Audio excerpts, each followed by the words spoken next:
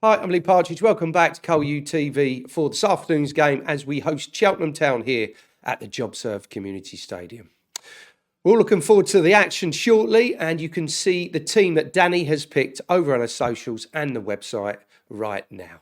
We'll hear from the boss very shortly, but before that, we spoke to skipper Tom Flanigan on this afternoon's game. Tom, you had a weekend off, but it's back to the action now when we play Cheltenham on Saturday afternoon. Yeah, got a bit of time off as a group, which I think is nice to take that opportunity and to be obviously given that opportunity. And yeah, back to work now, and we know what we need to do the next batch of games. And you've had 10 games into the season now. How would you assess the start that Colchester United and yourself have made? So as a team, I would say yet to find that complete performance, which I've spoken about a few times.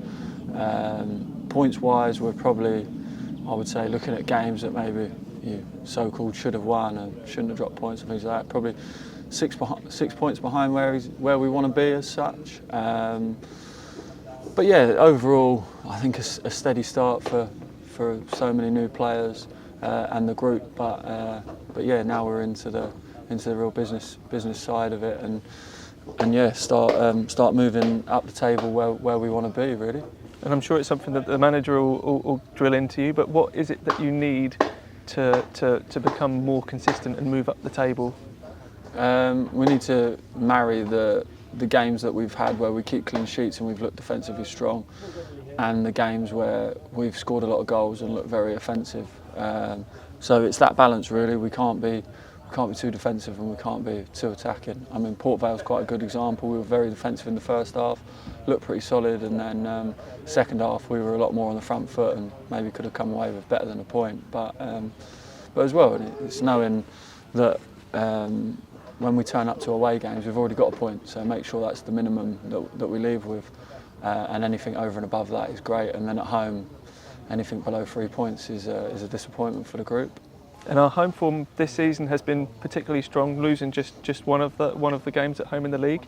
How have the fans helped you and the players to get those performances? Yeah, the fans have been really good. I spoke early on in my time here, and I think it was the Reading game was one of the first cup games, and I was really surprised how many people were there on a Tuesday night in a cup game and things like that. And it's been great every game, really. After the game, we seem to be in games at the end, so we don't have anyone leaving early and things like that. So we always get a fairly good reception at the end of the game, and we like to kind of go around the pitch and say thank you as such. So yeah, I feel like we've got a bit of a connection, and I think as a group also there's been games where we're a little bit like kind of let them down a bit there, because they're making an effort with us and maybe we haven't given them exactly what they deserve. So, but ultimately, the tough times will be forgotten if we succeed in what it is that we're trying to do. And on to this weekend's game. It's been a mini run where we've played sides who've been relegated from League One themselves. Does that bring different challenges to teams that are sort of established in League Two, or do you just go into it thinking it's another League Two game, we know what we need to do? Ultimately, they're like ourselves. They're here for a reason, you know. So no, everyone's on a level playing field as such. I think that this will be a tougher period coming up than we previously had in regards to some of the teams who've been relegated and things like that, because they're probably they've got over the disappointment of being relegated, and the reality's kicked in that they're in League Two. So that's all I'd say on that, really. And just finally, away from the league action, we found out that we'll be playing Swindon in the FA Cup. Has there been much chat in the group about it? Are you excited about the fixture? No, not a lot's been said, really. It's good.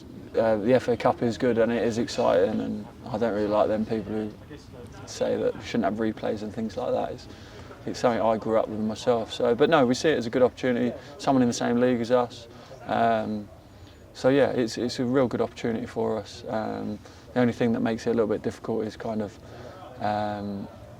obviously we play them quite close together now. So kind of don't want to give too much away for the league, but want to win the cup game as well. So, but that's a balancing act for the manager. Tom's saying he's feeling refreshed after a weekend without a game, and the squad is really looking forward to this afternoon. You'll have seen we've launched our Goal of the Month competition recently, and it's now time to reveal the winner. You have picked Lyle Taylor's strike against Morecambe as your favourite. Let's take a look at that now.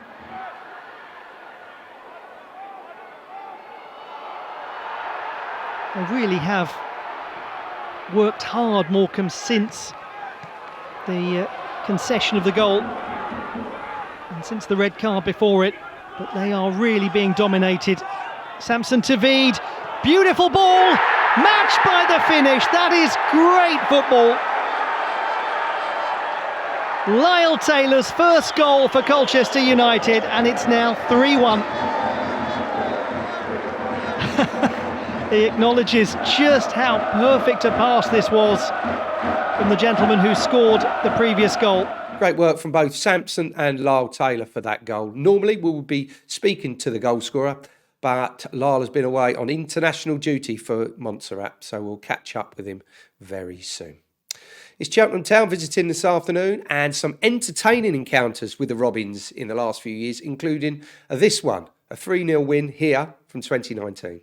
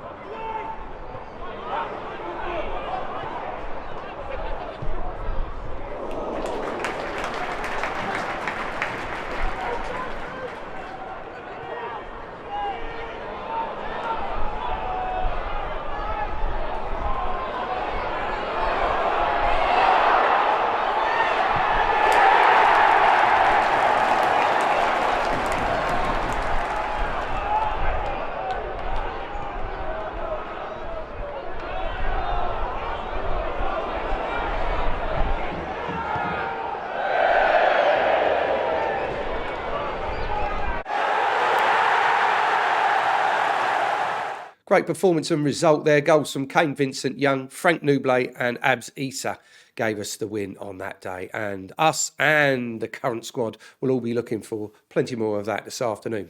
The thoughts from Danny Cowley now, and a reminder you can see the team he's picked for this afternoon over on our socials and our website. Let's get the thoughts of Danny. Danny, before we get into this weekend's game, we learned that we're at Swindon in the FA Cup. What do you make of that draw?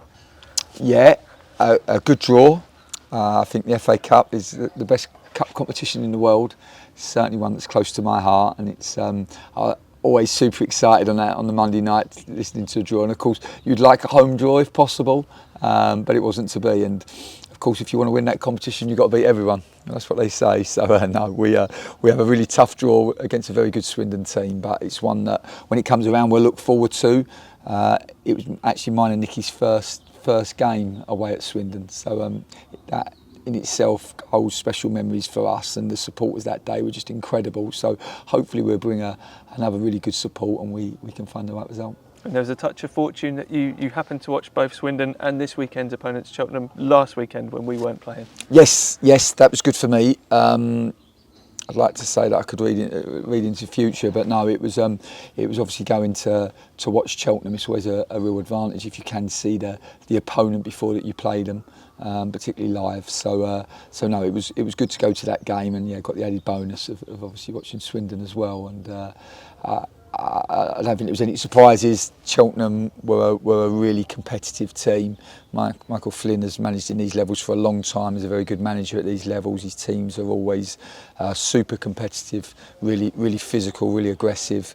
I think they've been, in every game that they've played this season. I don't think they've lost more than by one goal.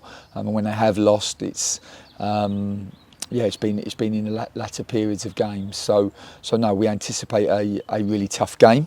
It was actually a great game to watch on Saturday. Swindon went 2-0 up probably against the run of play. Cheltenham had arguably been the better team early in the early parts, and then at half time it was 2-0. Then they come out after half time, Cheltenham, they made some changes and then conceded again to go 3-0 down, and you're thinking, wow, how did this happen? But to be fair, they never gave up. They come back into the game, got a goal back, and once they found the second goal, there was only one team gonna score, and you were anticipating a brilliant comeback and a Cheltenham third goal. But to be fair to Swindon, they managed to see the game out and take the 3 points. And while they were playing, we weren't. So how has having a weekend off benefited you and the team? Well, I think we off the back of the Leyton Orient game, that was our fourth game in 10 days. So we'd had a pretty busy schedule, and of course the boys have had some recovery days between now and the start of pre-season. But this was the first time we could actually give them some days away. So we gave them a couple of days off, which I think was the right thing to do, just to freshen the boys up physically and mentally. I think you're always looking for that balance between fitness and freshness, and we'd had a pretty busy schedule since we come together at the end of June. So it was the right time to be able to do that, and I think they've benefited. Certainly the way they've trained this week, in the early part of this week, has been good. It's just, like I said, an opportunity to recharge their batteries, to freshen up mentally, and they've certainly attacked this week thus far. And does having a week off perhaps give opportunities for players who've been injured to come back into things? Yeah, I think so. The time has definitely helped Aurora and Teddy, and they're both back on the grass, which is good. So we're hopeful that they'll be available sooner rather than later. And they're obviously really important players to us. It's also good to get the boys back from international duty. We lost Jamie McDonough and Aaron Donnelly to Northern Ireland, and of course Lyle to Montserrat as well. So it's good that they've been back in today and training. And the group always miss Lyle when he's away. He's got such a good personality, and he brings so much character to the group. And it'd be good to play back at home again. We've obviously got Saturday home games. How is that beneficial to the group? Well, I think it's a great week for us to look forward to. We obviously have Cheltenham in our first game, and then midweek we go away to Chesterfield, who Paul Cook's done a brilliant job there in getting them promoted out of a very, very difficult National League. And then, of course, we finished the week with a home game against Salford. So it's always lovely to play at home, particularly on a Saturday. Our support has been fantastic, and we are.